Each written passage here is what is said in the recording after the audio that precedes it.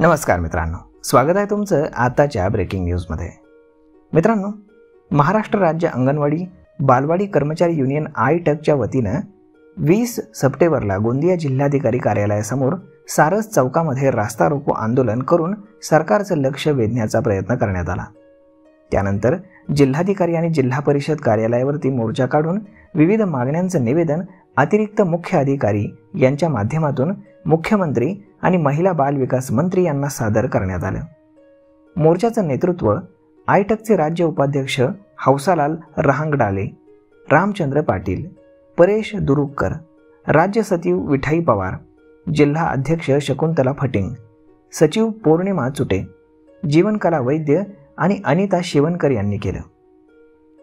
अंगणवाडी सेविकांच्या मानधनामध्ये 10,000 तर मदतनीसांच्या मानधनामध्ये 7,500 वाढ करण्यात यावी। पेन्शन योजना आणि ग्रॅज्युटी लागू करण्यात यावी। वैद्यकीय रजा मंजूर करण्यात याव्यात। उन्हाळ्यामध्ये 1 महिन्याची सुट्टी देण्यात यावी आदी मागण्यांना घेऊन हा रास्ता रोको आंदोलन करण्यात आलं होतं। सदर आंदोलनातील मागण्या मान्य न झाल्यास 23 आणि 24 सप्टेंबरला मुंबईमध्ये मंत्रालयासमोर उपोषण आणि 25 सप्टेंबरला आझाद मैदानामध्ये जेल भरो आंदोलन करण्यात येणार असल्याच्या निवेदनामध्ये उल्लेख करण्यात आलेला आहे।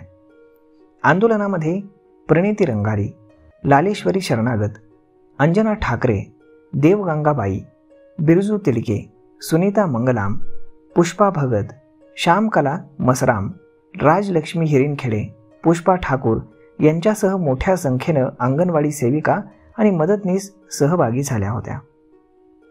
तर मग मित्रांनो, आता हे पाहणं फारच महत्त्वाचं आहे की राज्य सरकार यावरती काय निर्णय घेतं ते।